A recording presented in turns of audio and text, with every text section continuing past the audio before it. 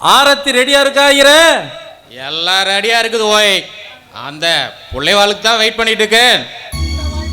அந்த நாட்டாம நல்ல சிவத்தோட தீர்ப்பால 10 வருஷம் ஊருக்கு வெளியில இருந்த வேதநாயகம் இப்ப தன்னோட வீட்டுக்கு வர போறாரு.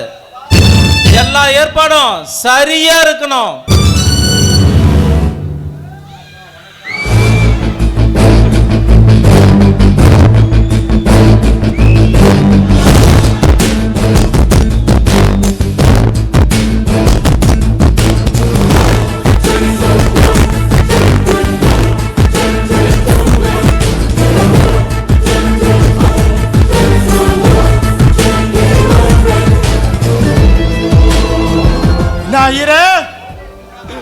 கங்காதரா, எல்லாம் நல்லா இருக்கிறீங்களா?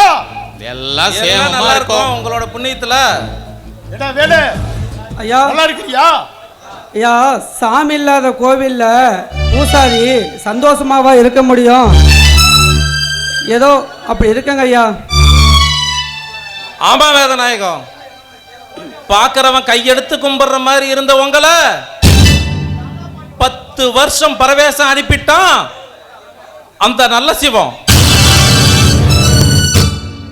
ஆனா நீங்க ஆசைப்பட்ட மாதிரியே உங்க மகன் மருதுவ நாங்க நல்லா படிக்க வச்சிட்டோம். அவனும் கோயம்புத்தூர்ல இருந்து இப்ப வந்துகிட்டு இருக்கான். பிள்ளையும் தோப்பனாரையும் சேர்த்து வச்சுட்டா நேக்கு சேமா இருக்கும். அது மட்டும் இல்ல ஓய், இனிமேல் இந்த வீட்டுல சந்தோஷம் மட்டும்தான் இருக்கணும். ஓய்,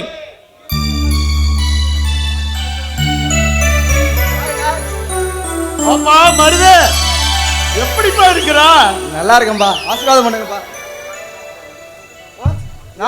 எல்லாம் கதாநாயகி மாதிரியே இருக்கிற. வாம்பல்லப்பா, எப்படி கதாநாயகம் தான் இருப்பேன். நல்லா இருக்கீங்களா? நல்லா இருக்க மருது. மருது, அந்த நாட்டாம தீர்ப்பால 10 வருஷம் ஊருக்கு வெளியிலே இருந்துட்டேன். உன்னை கூட வந்து பார்க்க முடியல. ஆனா நீ நல்லா படிச்சு பெரிய ஆளா ஆயிட்ட. நீ தாண்டா என் புள்ள.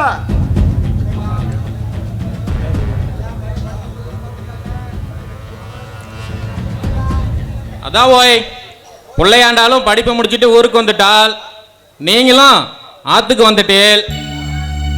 எல்லாரும் ஒன்னா கூண்ட அந்த நேரத்தில் நேக்கு ஒரு நல்ல விஷயம் தோன்றது. நம்ம பிள்ளையாண்டாளுக்கு கல்யாணம் பண்ணிட்டா நேக்கு தேவலான்னு தோன்றது. ஐயரே, அதையே தான் நான் யோசனை பண்ணிட்டு இருக்கிறேன். அப்பா, அந்த யோசனையே வேணாம்பா. நானே நல்ல ஒரு பொண்ணா பார்த்துட்டேன். அழகான பொண்ணு, நல்ல படிச்ச பொண்ணுப்பா. அந்த பொண்ணும் நம்ம ஊர் தான்பா. எது நம்ம ஊரா? யாருப்பா அது? அப்பா, நம்ம நல்ல சிவத்தோட பொண்ணுப்பா. யாரு இது? நல்ல சிவம்மா? ஆமாப்பா, நம்ம நாட்டாம நல்ல சிவத்தோட பொண்ணு தான்ப்பா. பா, ரொம்ப நல்ல பொண்ணுப்பா. எங்கூட படிச்ச பொண்ணா. நாங்கள் 2 பேரும் நல்லா உயிருக்கு உயிராக பழகிட்டோம். நான் செஞ்சது தப்பு தான்பா. இருந்தாலும் அவளை விட்டுட்டு என்னால் இருக்க முடியாதுங்கிறனால ரொம்ப நெருங்கி பழகிட்டோம்பா. அவ இப்போ 2 மாதம் கர்ப்பமாக இருக்காப்பா.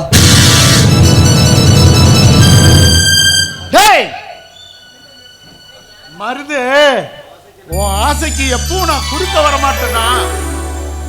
நீ உன் விருப்பப்படியே செஞ்சிடலாம். நீ போய் சாப்பிட்டு படுத்துங்க, ரெஸ்ட் எடு. அப்பா, எனக்கு ரொம்ப சந்தோஷம்பா. ஒரு நிமிஷம் பயந்தா போயிட்டேன். பா, அப்பாதான் அப்பாதான். பா, நான் போயிட்டு வரேன்பா. சரி கண்ணு. எப்படி என்ஜாயா? என்ன ஓய், உமக்கு புத்தி பேதலிச்சு போயிருச்சா என்ன? மருது, உமை எதிரோட பொண்ணை காதலிக்கிறேன்னு சொல்றார். நீரும் கட்டி வைக்கிறேன்னு சொல்றாளே. ஊசுக்கு ஊச எதிர்முனை தான் பாயமனா.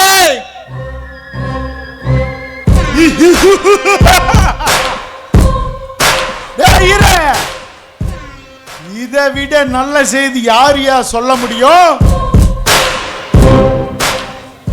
ஊசிக்கு ஊசி எதிர்மனல்ல. என்ன 10 வருஷம் ஊரை விட்டு தள்ளி வச்சானே அந்த நல்ல சிவம், அவனை உசுர குத்த போவது ஒரே ஊசிதான். அது ஏன் ஊசி.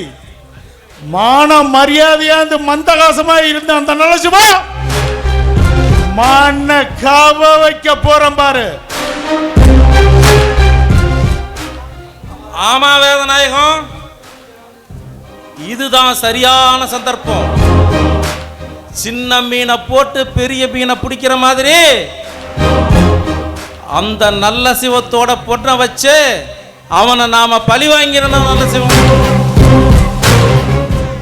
கங்காதரா, பழி வாங்கினா போதாது,